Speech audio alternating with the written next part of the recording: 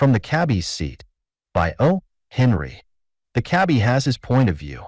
It is more single-minded, perhaps, than that of a follower of any other calling. From the high, swaying seat of his hansom, he looks upon his fellow men as nomadic particles, of no account except when possessed of migratory desires. He is Jehu, and you are goods in transit, be you president or vagabond. To Cabby you are only a fare. He takes you up, cracks his whip, joggles your vertebrae, and sets you down.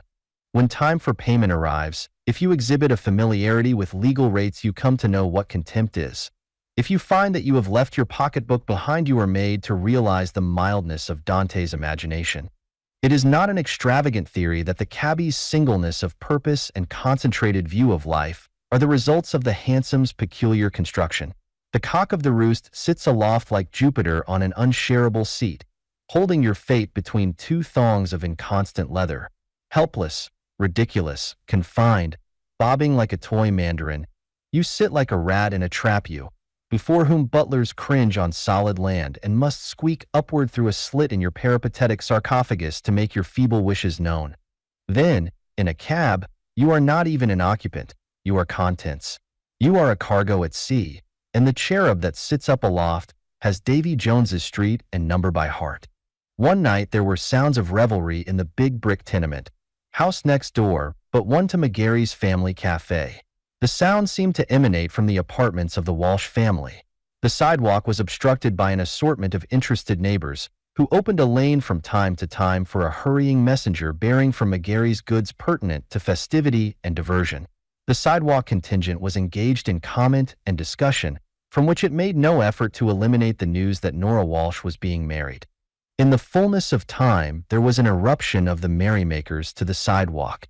The uninvited guests enveloped and permeated them, and upon the night air rose joyous cries, congratulations, laughter, and unclassified noises born of McGarry's oblations to the hymeneal scene. Close to the curb stood Jerry O'Donovan's cab. Nighthawk was Jerry called, but no more lustrous or cleaner handsome than his ever closed its doors upon point lace and November violets. And Jerry's horse. I am within bounds when I tell you that he was stuffed with oats until one of those old ladies who leave their dishes unwashed at home and go about having expressmen arrested would have smiled, yes, smiled to have seen him.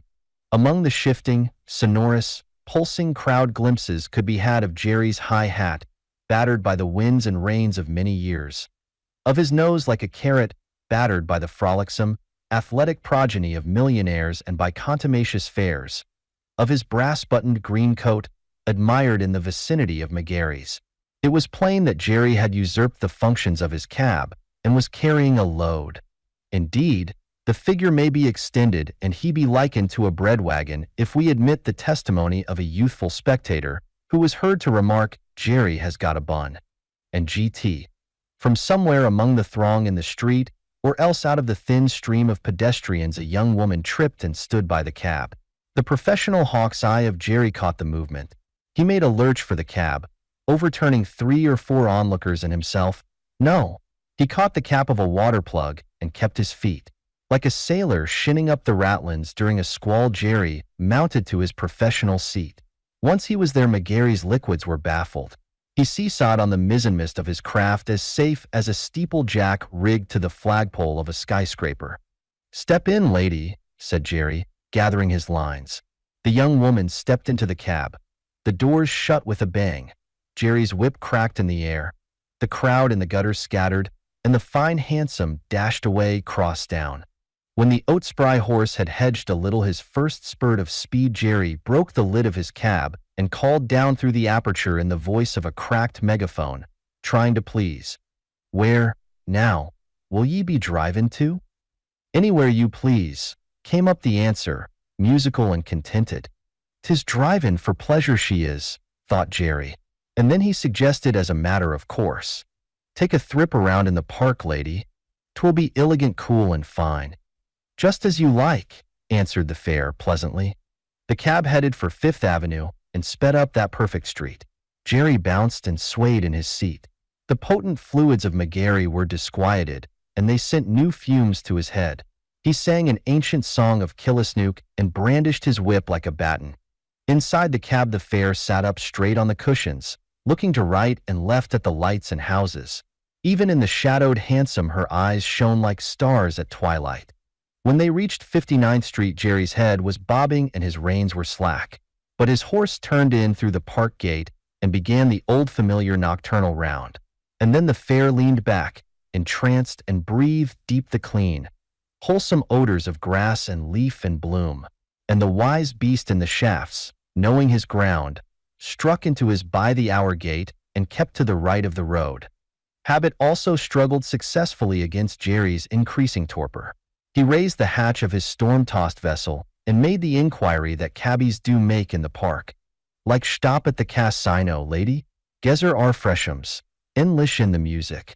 Ev body stops. I think that would be nice, said the fare. They reined up with a plunge at the casino entrance. The cab doors flew open. The fare stepped directly upon the floor. At once she was caught in a web of ravishing music and dazzled by a panorama of lights and colors. Someone slipped a little square card into her hand on which was printed a number, 34. She looked around and saw her cab 20 yards away, already lining up in its place among the waiting mass of carriages, cabs, and motor cars. And then a man who seemed to be all shirt front danced backward before her. And next she was seated at a little table by a railing over which climbed a jessamine vine. There seemed to be a wordless invitation to purchase. She consulted a collection of small coins in a thin purse and received from them license to order a glass of beer. There she sat, inhaling and absorbing it all, the new-colored, new-shaped life in a fairy palace in an enchanted wood. At 50 tables sat princes and queens clad in all the silks and gems of the world. And now and then one of them would look curiously at Jerry's fare. They saw a plain figure dressed in a pink silk of the kind that is tempered by the word foulard, and a plain face that wore a look of love of life that the queens envied. Twice the long hands of the clocks went round, royalties thinned from their alfresco thrones, and buzzed or clattered away in their vehicles of state. The music retired into cases of wood and bags of leather and baize. Waiters removed cloths pointedly near the plain figure sitting almost alone. Jerry's fare rose and held out her numbered card simply. "Is there anything coming on the ticket?" she asked. A waiter told her it was her cab check and that she should give it to the man at the entrance. This man took it and called the number. Only 3 hansoms stood in line. The driver of one of them went and routed out Jerry asleep in his cab. He swore deeply, climbed to the captain's bridge, and steered his craft to the pier. His fare entered, and the cab whirled into the cool fastnesses of the park along the shortest homeward cuts. At the gate a glimmer of reason in the form of sudden suspicion seized upon Jerry's beclouded mind. One or two things occurred to him. He stopped his horse, raised the trap, and dropped his phonographic voice, like a lead plummet, through the aperture. "I want to see $4 before going any further on to Thrip. Have ye got dough?" $4, laughed the fare, softly. "Dear me, no. I've only got a few pennies and a dime or two." Jerry shut down the trap and slashed his oat-fed horse.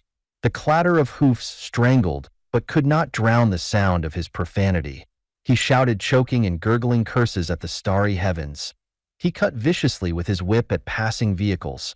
He scattered fierce and ever-changing oaths and imprecations along the streets, so that a late truck driver, crawling homeward, heard and was abashed.